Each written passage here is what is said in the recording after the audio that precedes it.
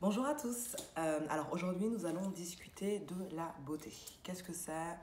C'est un terme assez générique, donc on va essayer de décortiquer ses tenants et ses aboutissants pour savoir ce qu'il signifie.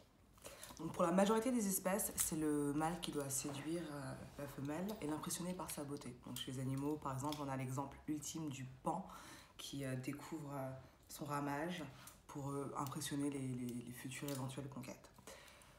Pour les femmes, c'est différent. Donc pendant longtemps, les femmes qui ne pouvant pas travailler avaient recours donc au mariage pour augmenter leur niveau de vie ou être en tout cas s'assurer d'avoir une vie correcte. Les filles qui ne se mariaient pas avaient le terme de vieille fille et étaient souvent des renégats de la société, étaient marginalisées, étaient mises de côté. Donc, de ce fait, vous allez me dire quel est le lien avec la beauté.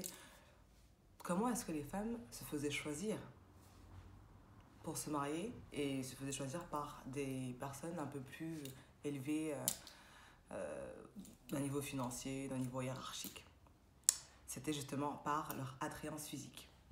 Voilà, donc il fallait qu'elles puissent faire preuve d'une certaine beauté. Donc pendant longtemps, les femmes ont fait preuve de plusieurs stratagèmes pour avoir l'air le plus attrayante possible. Déjà à l'époque de Pharaon, à l'époque des pharaons, on savait déjà que Cléopâtre avait recours à faisait des bains de lait d'ânesse, dans du lait d'ânesse pour avoir la peau plus douce. Elle utilisait du kohl et des petites poudres de couleurs différentes pour se mettre sur les yeux. Et voilà, c'était des choses qu'elle faisait ainsi que sa cour. Les femmes de toute société et toute culture ont toujours eu leur propre stratagème pour avoir l'air plus attrayante. Le maquillage, les artifices, avec le temps, la chirurgie esthétique. Donc voilà, les critères de beauté sont très subjectifs selon le pays, la catégorie socio-professionnelle, la tranche d'âge, voire même parfois la culture et la religion.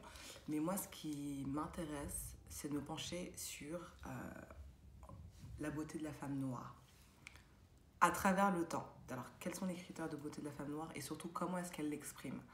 Et sur les critères de beauté de la femme noire, j'aimerais me pencher en particulier sur ses cheveux, parce que c'est quelque chose quand même de très important dont on parle beaucoup. Donc effectivement, même si chaque culture a son propre niveau de détermination de ce qui est beauté pour elle, il y a quand même une culture dominante qui reste la culture occidentale. Donc la perception de la beauté via ce prisme-là est quand même la perception majeure, globale au niveau mondial. Donc oui, la culture occidentale étant la culture mondiale dominante, pour des raisons assez évidentes, la perception de la beauté est majoritairement vue sous son prisme. Pour les femmes, capillairement, on privilégie souvent la longueur des cheveux. Donc la longueur des cheveux, raide ou ondulée. Mais tout ce qui devient un peu trop frisé, bouclé, crépus devient problématique. Donc le cheveu, entre autres, est un composant majeur de l'ensemble de la beauté d'une femme.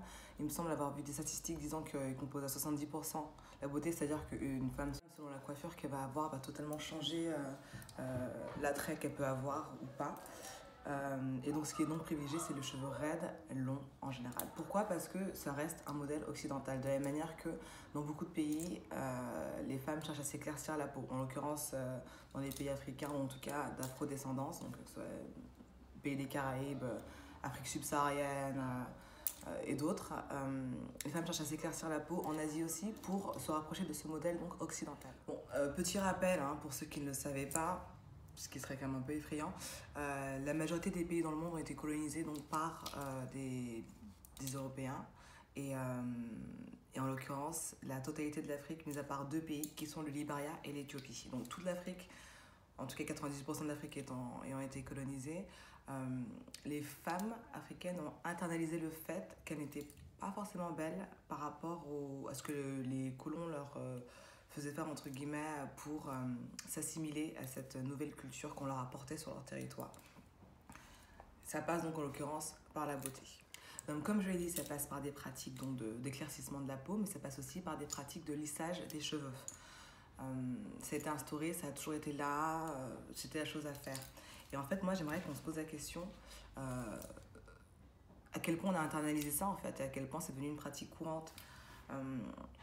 Le cheveu, souvent, chez la femme noire, doit être Exactement comme ce que je suis en train de faire maintenant. C'est-à-dire un cheveu ondulé, un cheveu qui s'apparente à un cheveu occidental, donc un peu raide, un peu ondulé, ce qui n'est pas du tout mon cheveu de base. Moi, à la base, j'ai les cheveux crépus qui ressemblent plus à du coton qu'à ça. Donc, on a culturellement internalisé le fait qu'il fallait qu'on porte des mèches, qu'on porte des extensions, qu'on porte et des perruques brésiliennes. Donc, un cheveu lisse et absolument dramatiquement long à la Beyoncé et plein d'autres stars afro-américaines. Et quand le cheveu n'est pas faux, entre guillemets, il est défrisé. Donc défrisé, le défrisage, c'est quand même des produits chimiques extrêmement nocifs pour le cuir chevelu et capillairement pour le crâne, qui consiste donc à lisser le cheveu, donc d'une manière chimique via une crème qu'on se fait. Et ça, c'est une pratique très courante dans les familles dès l'enfance en fait. Dès que la fille, je sais pas, a peut-être 3-4 ans, c'est quelque chose qu'on fait. Donc moi, ma question, c'est est-ce que les gens se rendent compte, surtout en l'occurrence, est-ce que les femmes africaines se rendent compte à quel point elles ont internalisé tous ces codes-là et sont obligées de les faire, sinon elles ne se sentent pas belles. Et, les tresses africaines reviennent, elles ont toujours été là, mais c'est vrai que c'est quand même un art à la base, un art ancestral ethnique qui est devenu quelque chose, qui est devenu un accessoire de mode, relancé par des stars comme Kim Kardashian en l'occurrence, hein, dont tout le monde appelait les deux Breads, les deux dates qu'elle a, les Kim Kardashian Breads, alors que ça a juste toujours existé. Et en fait, ce genre de coiffure devient exotisé. Donc oui, les tresses, c'est trop bien, je me les fais en vacances sur une plage dans un pays un peu exotique, et on ne se rend pas compte que c'est une coiffure ancestrale de ces cultures-là, donc les cultures africaines, ou en tout cas afrodescendantes. Moi, ce que j'aimerais ce qu'on réfléchisse sur le fait que de nos jours, en 2020, on n'arrive toujours pas en tant que femme noire à assumer son cheveu. C'est-à-dire qu'il y a beaucoup d'endroits, par exemple si on veut avoir du travail, si on travaille dans une société un peu corporate, sérieuse, avec costard, etc., où nos cheveux naturels ne vont pas passer. Ça ne passera juste pas d'arriver au travail avec une afro ou avec un cheveu juste laissé dans son état naturel. Et moi, en fait, ce qui me questionne, c'est pourquoi est-ce qu'on est quand même le seul groupe ethnique qui ne peut pas assumer son cheveu. C'est-à-dire que laisser un cheveu normal pour un noir, c'est laisser un cheveu à l'abandon. C'est à l'abandon. On parle d'être négligé. Il y a des termes un peu, enfin, pas politiques, mais une femme noire en l'occurrence qui porte les cheveux naturellement, on l'appelle nappy. Donc il y a un terme pour ça, être juste normal, entre guillemets, porter les poils qui poussent sur son crâne d'une manière naturelle, à un terme, parce que c'est un geste un peu politique. Et moi j'aimerais qu'on se demande pourquoi en fait. Et est-ce qu'on peut juste revenir en arrière et se dire qu'en fait c'est juste pas naturel de tout le temps porter des extensions, tout le temps porter des tissages, tout le temps défriser ses cheveux? Pourquoi est-ce qu'on ne pourrait pas juste les assumer d'une manière normale sans que les personnes nous fassent des réflexions ou que ça devienne un sujet un peu politique ou un sujet à débat? Par exemple, nous on a un terme qui est assez utilisé, on aime bien dire qu'on fait des coiffures protectrices, donc on fait des coiffures pour protéger le cheveu de base. Donc ça va être par porter parfois des perruques ou bien mettre des tissages, waves en anglais, plein de pratiques, que ce soit de détresse ou autre chose, pour protéger le cheveu. Sauf que si tu protèges ton cheveu, toute l'année, donc 365 jours sur 365, à quel moment tu le découvres en fait? Donc si tu le protèges tout le temps, est-ce que tu n'es pas en fait en train de le cacher quelque part? Souvent, j'en fais totalement partie. C'est très difficile de juste coiffer un cheveu crépus. C'est-à-dire que ça prend du temps, c'est beaucoup plus dur, c'est beaucoup... Mais quand moi je laisse mes cheveux naturels, je les aime bien courts, parce que courts, je peux les styliser, je peux les raser, je peux faire des coupes assez spécifiques que j'adore. Mais je me sens jamais aussi mise en avant, je me sens jamais aussi belle, je me sens jamais aussi sollicitée, je me sens jamais aussi,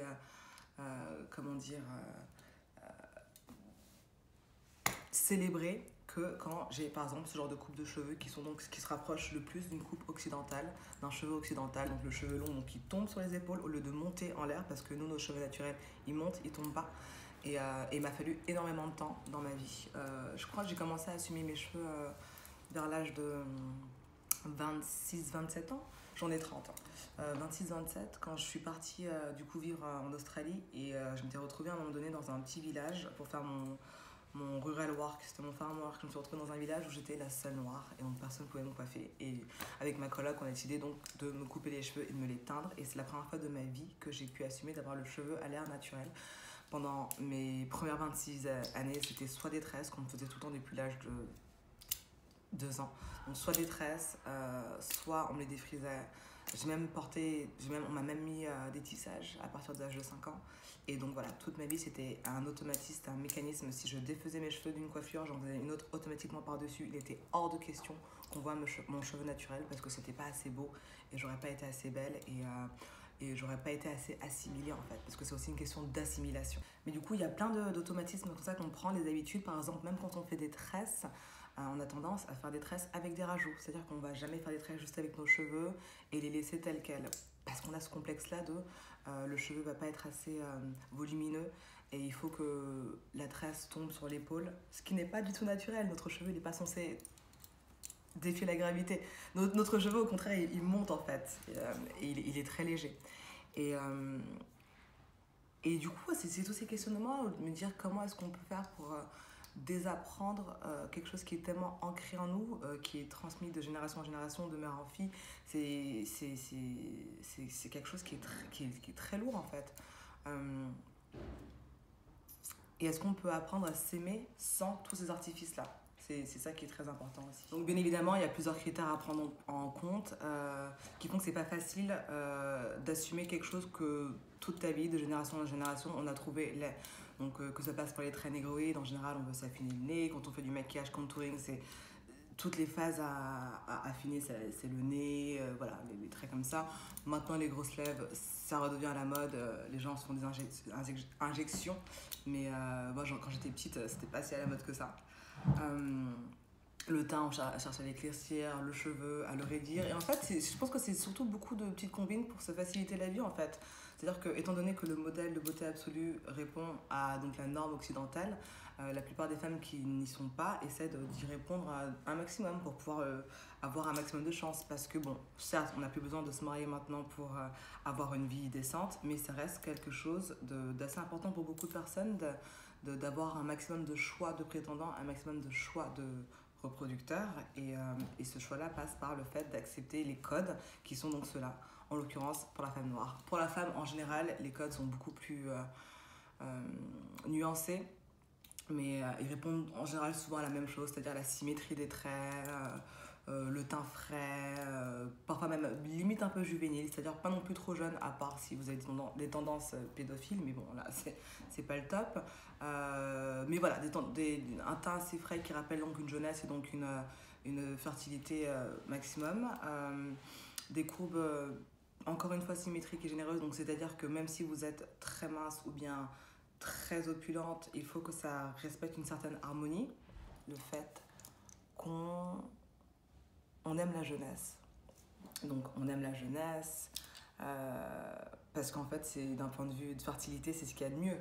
Hein, on a tendance à plus facilement se reproduire avec une femme jeune qu'une femme d'un certain âge. D'où la recherche incessante dans ces espèces de cosmétiques, dans ces espèces de pratiques de beauté, d'avoir le teint frais, l'œil en amande, les attributs corporels rebondis et saillants. Parce que ça rappelle du coup la jeunesse, qui rappelle donc le pic de fertilité dans la vie d'une femme. Plein de choses comme ça. Après, chacun a ses préférences, bien évidemment, mais les personnes qui ont une sorte de, entre guillemets, beauté universelle sont souvent les mêmes, on retrouve souvent les mêmes traits de beauté chez ces personnes-là. Donc voilà, ça c'est assez général, mais en même temps, ça peut être aussi très subjectif.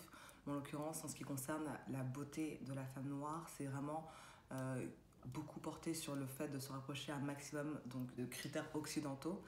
Et moi, je me demande en fait si y a beaucoup de filles qui s'en rendent compte ou si elles le font juste de manière automatique. C'est-à-dire que quand tu te fais ton tissage, par exemple, quand tu te fais tes tresses comme ça, de ce style-là, est-ce qu'effectivement tu te sens beaucoup plus belle que si tu portes tes cheveux naturels ou tu n'as aucun problème avec ça? Est-ce que tu arrives même à porter tes cheveux naturels? Parce qu'il y a plein de filles on ne voit jamais leurs cheveux naturels. Et je ne parle pas du cheveu défrisé, je parle du cheveu naturel tel quel.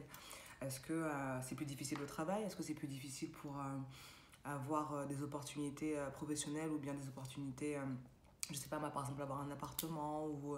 Parce que aussi quelque chose dont on parle pas, c'est le privilège d'être attrayante, c'est un privilège en soi. C'est-à-dire que les gens qui sont considérés comme beaux vont avoir plus de droits, vont avoir plus d'opportunités que les gens qui sont considérés comme moins beaux. Donc c'est aussi quelque part une sorte de volonté pas de survie, mais voilà, d'augmenter son niveau de vie, de vouloir être perçu du côté des personnes qui sont belles pour avoir du coup accès à certaines choses dont on n'aurait pas accès si on n'était pas considéré. Donc voilà, moi j'aimerais juste avoir l'avis, par exemple, en l'occurrence, bon, des filles tout court, mais surtout des femmes noires par rapport à ce que vous assumez vos cheveux. Si oui ou sinon, pourquoi qu'est-ce que vous faites pour essayer... Est-ce que vous essayez de travailler dessus ou est-ce que vous avez décidé que de toute manière c'était instauré, c'était les règles et que voilà, il n'y avait rien à faire, que ce serait comme ça? Et est-ce que tout le monde, on ne pourrait pas collectivement réfléchir au fait qu'effectivement on est tous un peu responsables de ça. C'est-à-dire que toi, la personne non noire qui va voir ta copine avec des cheveux et voir les toucher, et vouloir un peu, je sais pas, traiter comme un animal, parce que c'est les animaux que tu touches comme ça. Est-ce que tu fais pas partie justement du problème qui va donc durcir le complexe de cette personne-là en se disant quand j'ai mes cheveux naturels, je suis une bête de foire? Est-ce que toi, le chef d'entreprise qui aurait tendance à pas forcément embaucher une personne qui a du coup le cheveu crépus ou bien des dreadlocks ou une coiffure typiquement africaine sous peine que ça a l'air négligé, est-ce que tu fais pas partie du problème? Parce qu'en fait, cette personne n'a pas le cheveu négligé, elle a juste le cheveu naturel. De la même manière que toi, tu as des poils qui poussent sur la tête et personne ne te dit que tu fais négliger quand tu les portes. Voilà, donc c'est toutes ces questions-là qui font que je pense qu'on est tous un peu responsables. Et nous, les femmes noires, on est peut-être aussi responsables de pas essayer de, entre guillemets, s'imposer. Enfin, je sais qu'on ne peut pas être tous les jours politique, c'est beaucoup plus facile de suivre le mouvement que d'aller contre, clairement. Mais il y a beaucoup de femmes noires aussi qui attaquent les autres femmes noires par rapport à ça. C'est-à-dire qu'il y en a qui vont dire mais ah, t'es pas coiffée, qui vont faire des réflexions aux filles qui veulent assumer leurs cheveux naturels. Ces filles-là vont se faire moquer, vont se faire traiter de plusieurs de noms et je pense qu'on devrait aussi faire le travail en interne.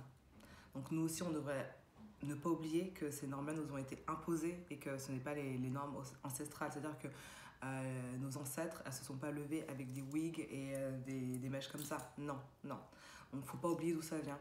Et faut pas non plus internaliser quelque chose qu'on nous a imposé de manière encore plus virulente qui fait qu'on reste dans une espèce de prison de normes qui ne nous appartient pas et qui nous fait complexer. Et ça, je trouve ça assez dommage. Donc voilà, dites-moi ce que vous en pensez, qu'est-ce que vous ferez dans ces situations-là ou pas. Et rendez-vous à la prochaine vidéo. Salut!